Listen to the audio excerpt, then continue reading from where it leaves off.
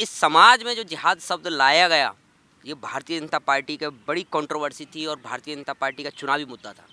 चुनावी मुद्दा बनाया इस्लाम को, चुनावी मुद्दा बनाया मस्जिद को, चुनावी मुद्दा बनाया दरगाह को, चुनावी मुद्दा बनाया हिजाब को, चुनावी मुद्दा बनाया इन्होंने 3 तलाक को। स्किल इंडिया और मेक इन इंडिया का फ़ायदा अगर युवा को मिला हो तो भारतीय जनता पार्टी आंकड़े के हिसाब से मुझसे कभी भी डिबेट कर ले, बता दे। लोग नफरत, आज भारतीय जनता पार्टी के शासन में नफरत से मरते हैं, कोरोना में पैदल चल के मरते हैं, कोरोना की वैक्सीन लेके मरते हैं, कोरोना की फ्री वैक्सीन लेके मरते हैं।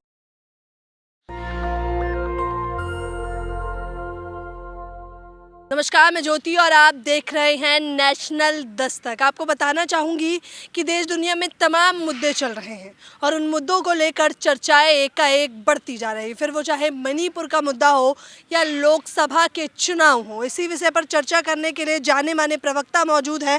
क्या कहना चाहेंगे आप? देखिए, मुद्दे तो गहन हैं, देश में कंट्रोवर्सी बढ़ती जा रही कि चाहे वो मणिपुर हो, चाहे वो उत्तराखंड से पलायन हो, या वो संसदीय क्षेत्र के संसद में नई संसद का मुद्दा हो, या वो 2024 के चुनाव। अब 2024 में जो एक मैं चाहूँगी कि आप पूरा एक बार नाम बताइए, क्योंकि मुद्दा तमाम है लेकिन एक मुद्दे पे चर्चा करना आपसे बेहद जरूरी है। आप बताइए, कोई सब देश आप अपना नाम बताइए मुझे। मेरा नाम मोहम्मद समीर है। मोहम्मद समीर जी, दरअसल सोशल मीडिया पर एक वीडियो वायरल हो रहा है जिस पे मैंने सुबह एक खबर भी बनाई थी, जिसमें जामा मस्जिद पर तो हिंदू, मुस्लिम, सिख, ईसाई तमाम लोग जाते हैं और कोई आपत्ति नहीं होती, लेकिन गंगा घाट पर जहां एक मुस्लिम परिवार जाता है तो उन्हें बुरी तरह बेइज्जती करके वहां से भगा दिया जाता है और कहा जाता है ये तुम्हारा स्थान नहीं। तो नफरत की राजनीति पर क्या कहना चाहेंगे? देखिए, 2014 से इस देश में जो सत्ता राम के नाम पर आई, भारतीय जनता पार्टी ने आज देश के युवा के अंदर, चाहे वो किसी भी समुदाय से, किसी भी धर्म से आता हो, उस युवा के दिल में वो नफ़रत भर दी है कि कभी कभी ऐसा भी मौका देखने को मिल जाता है कि मेरे हिंदू भाइयों को दरगाहों से भगाया जाता है, ऐसा भी देखने को मौका मिल जाता है। तो इसमें हम उन युवाओं की गलती नहीं मानते। आज जो देश में कंट्रोवर्सी, देश की भारतीय जनता पार्टी, देश की सरकार, नरेंद्र मोदी की सरकार, जिसने इस देश में नफरत बढ़ाई, पहले कभी आपको देखने को मिलता था? ये जो आज ये जिहाद, लव जिहाद, गेमिंग जिहाद और जो अदरवाइज जो सारे जिहाद हैं, जिनकी टिप्पणियां भारतीय जनता पार्टी के प्रवक्ता और भारतीय जनता पार्टी के हिंदुत्ववादी संगठन जो करते हैं, कभी 2014 से पहले जिहाद शब्द सुना था? इस समाज में जो जिहाद शब्द लाया गया, ये भारतीय जनता पार्टी का बड़ी कंट्रोवर्सी थी और भारतीय जनता पार्टी का चुनावी मुद्दा था। चुनावी मुद्दा बनाया इस्लाम को, चुनावी मुद्दा बनाया मस्जिद को, चुनावी मुद्दा बनाया दरगाह को, चुनावी मुद्दा बनाया हिजाब को, चुनावी मुद्दा बनाया इन्होंने 3 तलाक को, और चुनावी मुद्दा बना रहे हैं आज ये फिर से राम मंदिर को। चुनावी मुद्दा आपने कहा, 3 तलाक को चुनावी मुद्दा था, लेकिन 3 तलाक को तो वोट का मुद्दा बताया जाता है। जिस प्रकार से कहा जाता है बेटियों के लिए जो न्याय किया है वो आज तक एक समुदाय के लिए किसी ने नहीं किया। मैं एक चीज़ कहना चाह रहा हूँ कि जांच उस वक्त भी हुई थी और जांच आज भी हो कि जिन लोगों ने, जिन महिलाओं ने 3 तलाक के पक्ष में पिटीशन दाखिल करी थी, कहीं ना कहीं उसके तार आपको भारतीय जनता पार्टी से जाके आप कहना क्या चाहते हैं? 3 तलाक का जो फैसला आया वो सही है या गलत है? फैसला तो बाबरी पे भी आया और सवालों से भटक रहे हैं, सही है या गलत है? मैं क्या महिलाओं की अगर सुरक्षा की बात करें, महिला की अस्मिता की बात करें, महिला के सम्मान की बात करें, तो सबसे ज़्यादा आज भारतीय जनता पार्टी की सरकार में, मोदी सरकार में सबसे ज़्यादा महिलाओं का अपमान, महिलाओं की इस अस्मिता, महिलाओं की जो भावनाओं से खेला जा रहा है, वो सबसे बड़ी बात। 3 तलाक हक में आया महिलाओं के या विरोध में? हक में है, मैं समर्थन में हूँ।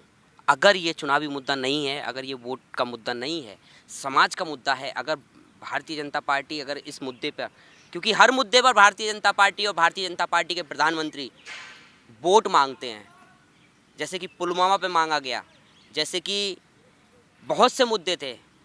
हज यात्रा भी निकाली जा रही है, वो तो हक में है। जो तमाम लोग कहते हैं कि एक समुदाय के समर्थन में नहीं है सरकार, तो लोग ये भी जान लें कि हज यात्रा निकाली जा रही है। हज यात्रा 2014 से पहले या 2019 से पहले या 2023 से पहले या भारतीय जनता पार्टी से पहले हिंदुस्तान से या भारत से हज करने हाजी नहीं जाया करते थे? फिर सवाल पे आ जाते हैं कि जो क्रेडिट लेना चाह रही है भारतीय जनता पार्टी, वो उन अनामिक मुद्दों पर क्रेडिट लेना चाहती है कि जो इस देश में पहले से होता आ रहा है, जो इस देश में पहले से होता आ रहा है। कि कहते हैं कि भारतीय जनता पार्टी के शासनकाल में बहुत क्या कहते हैं आईपीएस आईएएस बन रहे हैं, तो क्या उससे पहले आईपीएस आईएएस नहीं बन रहे थे? लेकिन अब विकास हो रहा है ना, आज लोग बात कर रहे हैं, युवाओं के मुद्दों पर बात करी जा रही है, skill India make in India पे बात करी जा रही है। देखिए, स्किल इंडिया और मेक इन इंडिया पे बात की जा रही है। Skill India make in India जो वादे किए थे, उससे अगर मैं कह रहा हूँ कि अगर उससे भी 20% भी उस स्किल इंडिया और मेक इन इंडिया का फ़ायदा अगर युवा को मिला हो, तो भारतीय जनता पार्टी आंकड़े के हिसाब से मुझसे कभी भी डिबेट कर ले, बता दे। अच्छा, आप क्या कहना चाहते हैं कि भाजपा जो है एक समुदाय की समर्थक है और एक समुदाय के विरोध में है? भारतीय जनता पार्टी पहली बात तो किसी भी समुदाय के समर्थन में नहीं है, ये जान ले इस देश की जनता। भारतीय जनता पार्टी किसी के समर्थन में नहीं है।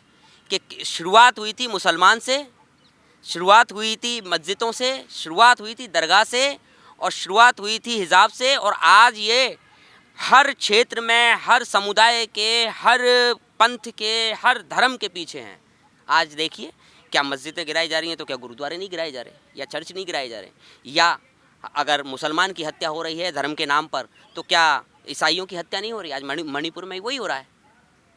या किसान आंदोलन में सिख समुदाय ने, राशन तो सभी को मिल रहा है ना, भेदभाव कहाँ कर रही है? राशन तो सबको। ये सबसे बड़ी भारतीय जनता पार्टी की सबसे बड़ी एक प्रोग्रेस रिपोर्ट कह दें कि 10 साल के राज में, 10 साल के शासनकाल में ये सबसे बड़ा भारतीय जनता पार्टी का विकास है कि वो खुद कहते हैं कि 80 करोड़ भूखे नंगे देश में 140 करोड़ 135 करोड़ की इस देश की जनसंख्या होने के बाद 80 करोड़ भूखे नंगों को देश का प्रधानमंत्री खाना भोजन खिला रहा है।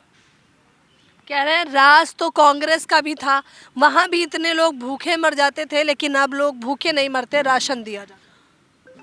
भूखे नहीं मरते लोग, नफरत, आज भारतीय जनता पार्टी के शासन में नफरत से मरते हैं, कोरोना में पैदल चल के मरते हैं, कोरोना की वैक्सीन लेके मरते हैं, कोरोना की फ्री वैक्सीन लेके मरते हैं, जिस फ्री वैक्सीन के मुद्दे को लेकर भारतीय जनता पार्टी के देश के प्रधानमंत्री वोट की और चुनावी राजनीति करते हैं, तो वो ही कोरोना की वैक्सीन लेकर इस देश की जनता आज फ्री में, क्या कहते हैं ना, जेपी नड्डा कह के आए थे चुनावी रैली में कि आभार व्यक्त कीजिए, देश के प्रधानमंत्री ने आपको 2-2 वैक्सीन फ्री में दी। तो आज उन्हीं 2-2 वैक्सीनों से देश का युवा, देश का बुजुर्ग, देश की वृद्धा महिलाएं, वो देख लीजिए, आज कोई शादी में डीजे पे गिर जा रहा है, कोई पहलवान दौड़ करते हुए गिर जा रहा है, तो क्या है ये? ऐसी फ्री उन्होंने, इसका मतलब भारतीय जनता पार्टी के प्रधानमंत्री ने, देश के प्रधानमंत्री ने फ्री में वैक्सीन लगा के फ्री में देश की जनता को मौत दे दी है। ये गंभीर आरोप लगा रहे हैं आप, सोच समझ कर। आरोप नहीं लगा रहा, मैं बार बार इस चीज को कहता हूँ। संसद में भी मेरे राष्ट्रीय अध्यक्ष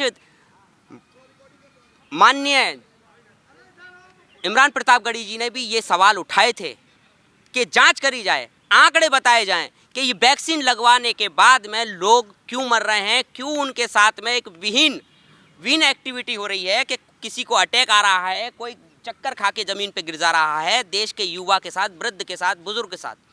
ये आंकड़े बताने का और क्या कहते हैं, आंकड़े और चर्चा करने का वक्त है। भारतीय जनता पार्टी आंकड़ों से और चर्चा से भागती है। भाजपा आंकड़ों और चर्चा करने से भागती है, साफ तौर पर ऐसे गंभीर आरोप उन पर लगाए जा रहे हैं और बताया जा रहा है कि जिन हितों को लेकर सरकार सत्ता पक्ष में आई थी, जिन वादों और मुद्दों को लेकर आई थी, अफसोसन वो सभी वादे खोखले और बेबुनियाद निकले। फिलहाल इस खबर के बारे में आप लोग अपनी प्रतिक्रिया दें। कैमरा पर्सन आशीष के साथ ज्योति यादव, नेशनल दस्तक। नेशनल दस्तक की आपसे गुजारिश है कि अगर इसको बचाना चाहते हैं तो नेशनल दस्तक को सब्सक्राइब करने के लिए रेड कलर के सब्सक्राइब बटन को दबाएं, फिर बेल आइकन की घंटी दबाएं। नेशनल दस्तक को बचाने के लिए बहुत जरूरी है कि हर खबर को शेयर करें, लाइक करें, कमेंट जरूर करें।